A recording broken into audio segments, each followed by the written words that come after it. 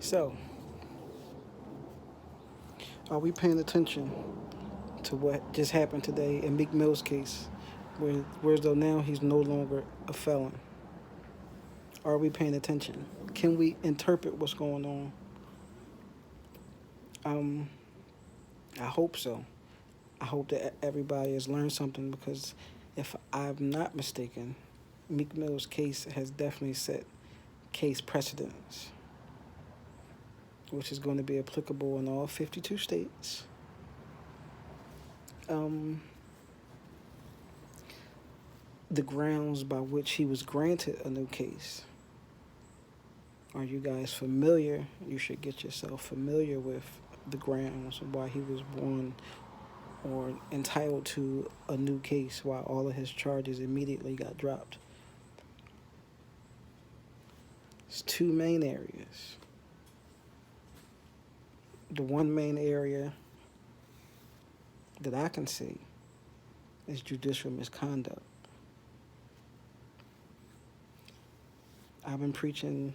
I'm not even going to take it to that realm, but I discussed judicial misconduct wholeheartedly.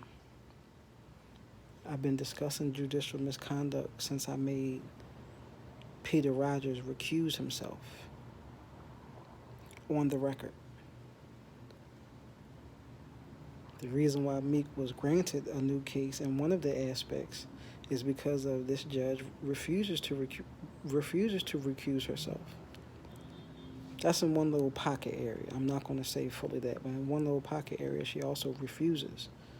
But these are the same grounds that he got granted his new case. So, judicial misconduct is something extremely detrimental to a case. It automatically can overturn your case, or it should.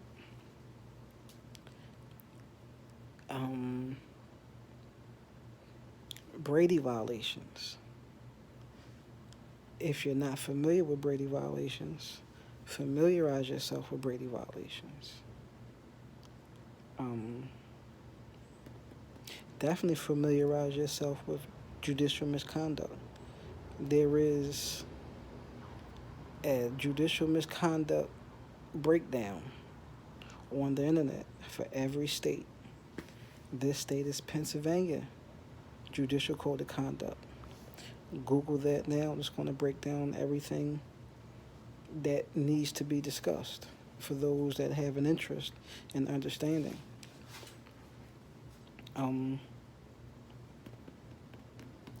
Dirty cops. Dirty, dirty, dirty, dirty, dirty white cops. Okay? Well, that dirty cop never thought in a million years that everything he has done to others now comes back onto him.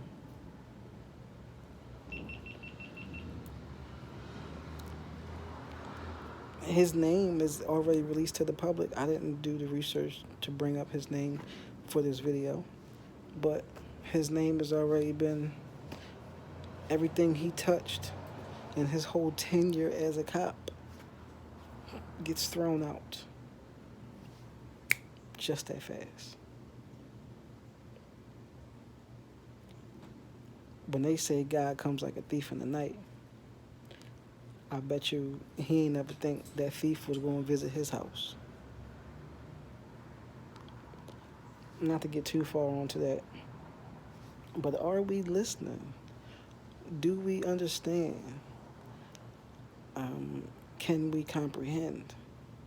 Is there someone that can help you comprehend? If there is, please listen to them.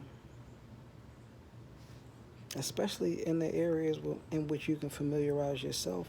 You can Google Brady violations. You can Google Pennsylvania Judicial Code of Conduct or whatever your state is.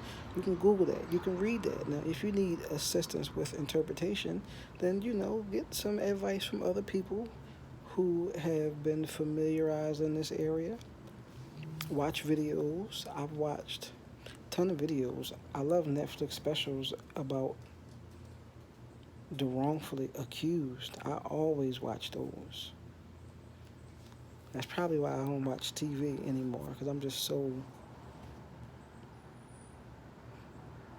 But so therefore, when it happens to you, if it happens to you, God forbid it happens to you, you know how to assess the situation. You know how on your own grounds, because a lot of these attorneys are ineffective assistants of counsel.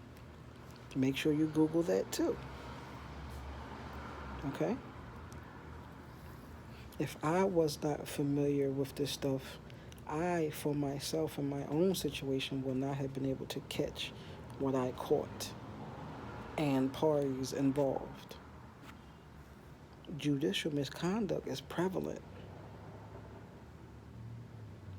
It's so bad. A lot of them commit misconduct. But you have to be able to catch it. You have to be able to interpret it when you see it, read it, or feel it. If you can't see it, you can't prove it. If you feel it and can't see it and can't prove it, you don't have anything. But when you catch it and you read it, you're able to interpret it. Now you playing with a full deck of cards in your hand. That deck is in your pocket now.